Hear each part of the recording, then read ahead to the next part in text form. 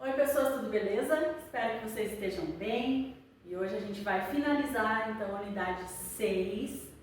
A gente está finalizando o terceiro bimestre, hein? Então não esquece que na descrição do vídeo tem formulário para você responder, tá? Vale 5 pontos.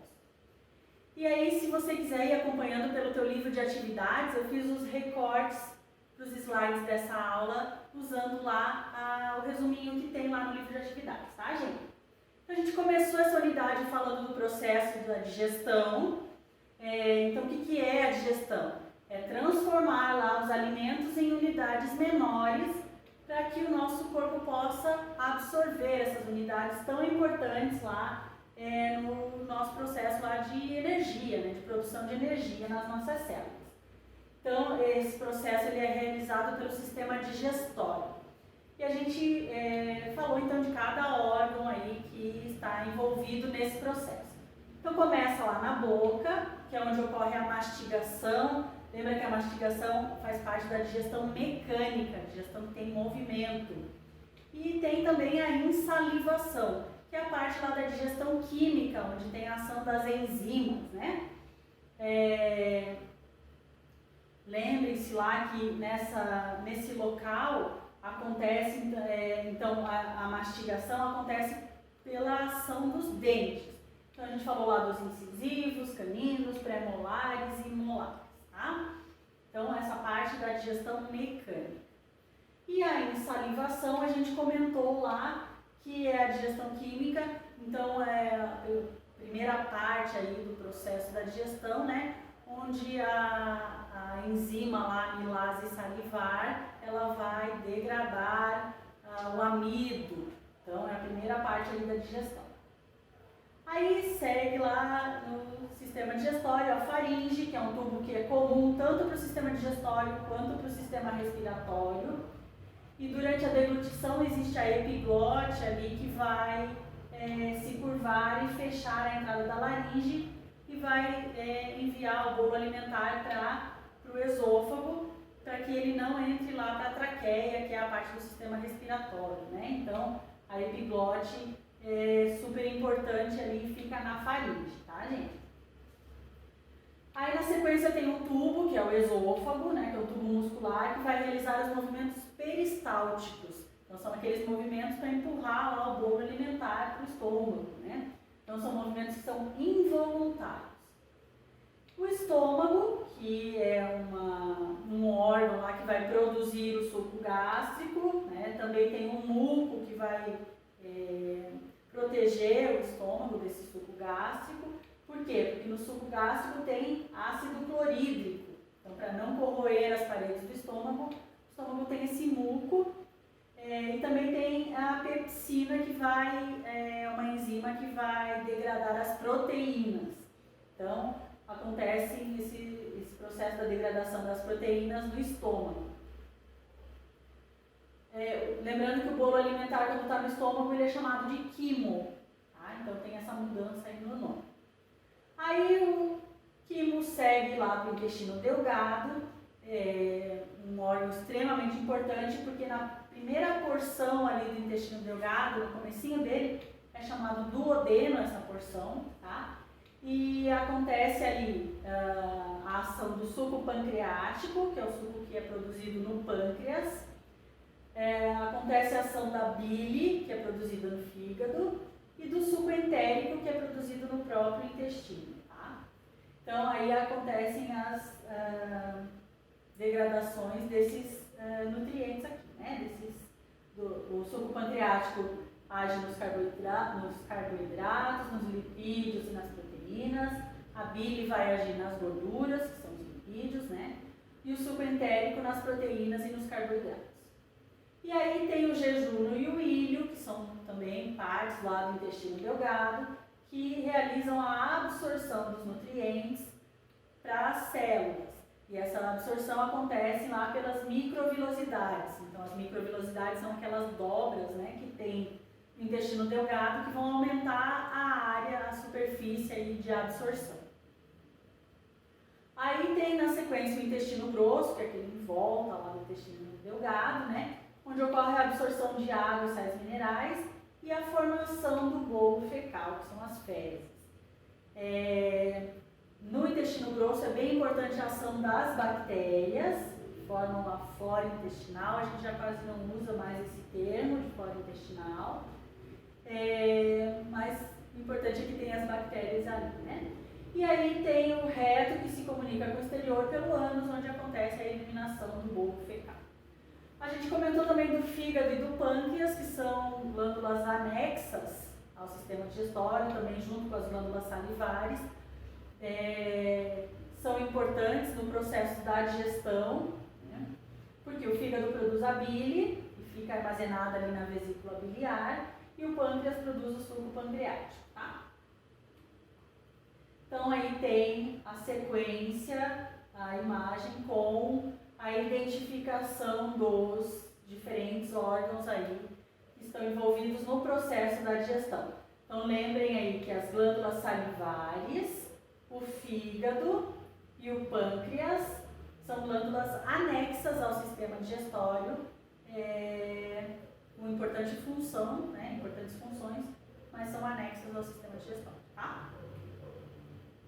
Aí a gente falou da respiração. Lembre-se lá que acontece a respiração pulmonar, quando ocorre lá a troca de ar, né, entre o ambiente externo e interno do nosso organismo.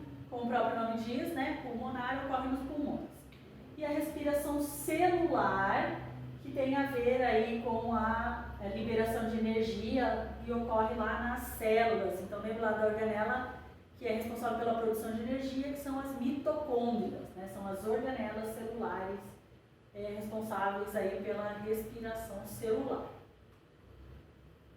E aí a gente tem os órgãos, né, do sistema respiratório. Então lembra lá que tem as cavidades nasais, depois a faringe, que é tanto do sistema digestório quanto do respiratório, a laringe, onde ficam as pregas vocais.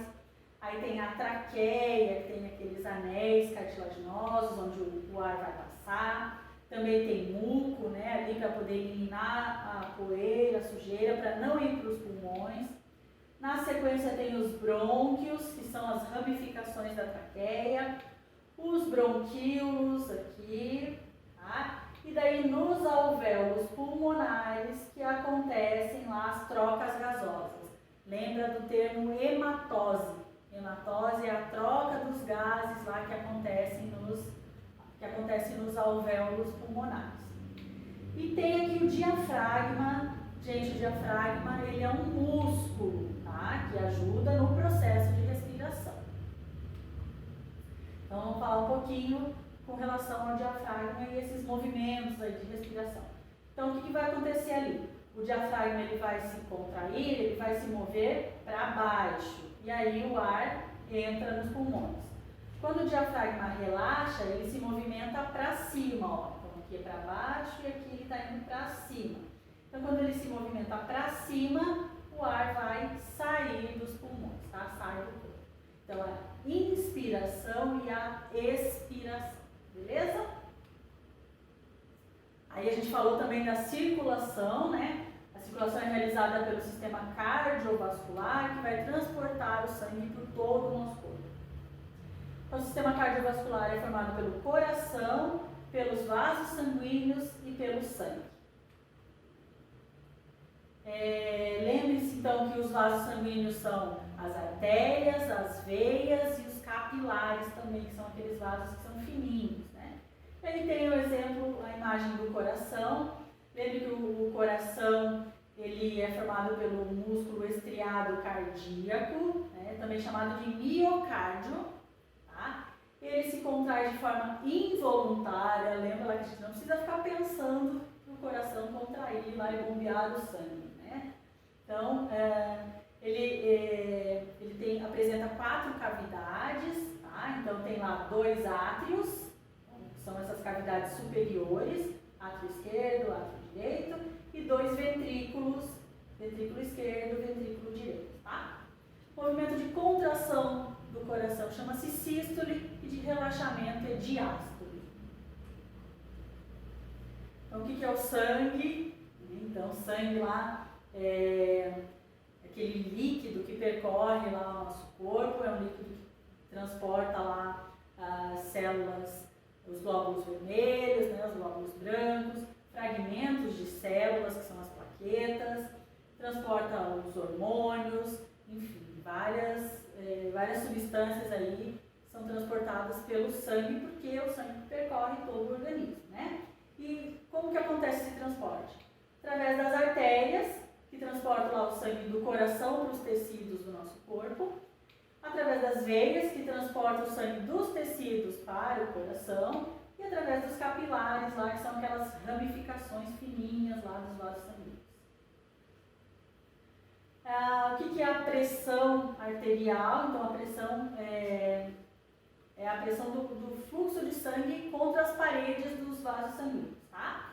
Então, quando o coração vai contrair bombeando o sangue, a gente consegue identificar essa pressão através de um aparelho, esfigmomanômetro, né? Então, que é aquele aparelho lá que tem aquela bombinha que o médico, normalmente, o enfermeiro vai apertando ali, vai inflando, né? E depois ele observa aqui a pressão sanguínea.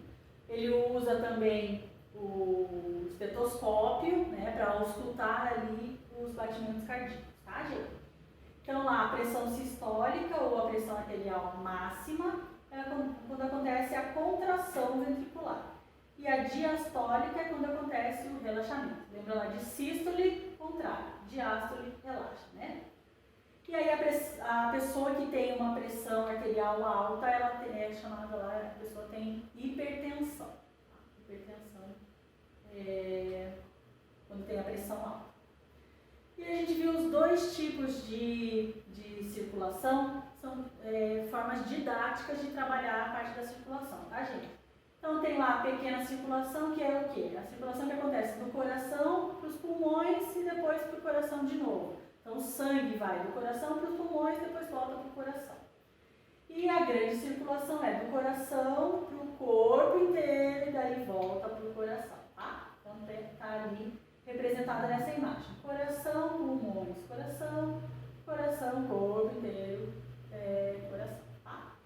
Lembre-se que no nosso organismo não tem essas duas cores, é só uma questão mesmo para facilitar a visualização, tá bom, gente? Aí, para finalizar, a gente falou da excreção, então é eliminar os resíduos que não são usados lá no nosso organismo, no metabolismo, né?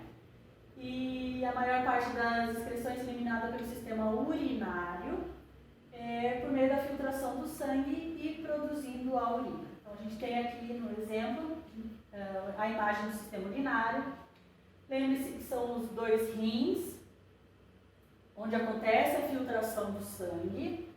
Aí tem ali os ureteres, que são esses tubos por onde a urina vai passar até chegar lá na bexiga urinária, que é um órgão que vai armazenar temporariamente a urina, e depois a urina sai ali do nosso organismo através da uretra, o canal onde a urina é eliminada para o exterior. Aí acontece a filtração do sangue e a formação da urina, onde, né? A gente falou dos rins. Dentro dos rins tem os néfrons, que são as unidades microscópicas que filtram o sangue, tá? Então, nos néfrons, o que acontece lá? Eles vão filtrar o sangue, daí vai seguir lá, né, esse filtrado vai seguir em direção aos túbulos renais, nos quais algumas substâncias do filtrado são reabsorvidas pelo sangue. Então, o que ainda o nosso organismo vai usar, o sangue reabsorve, o nosso organismo reabsorve pelo sangue, e o que não vai utilizar é formada lá a urina, tá? Então, o que tem na urina? Água, minerais, ácido úrico e ureia.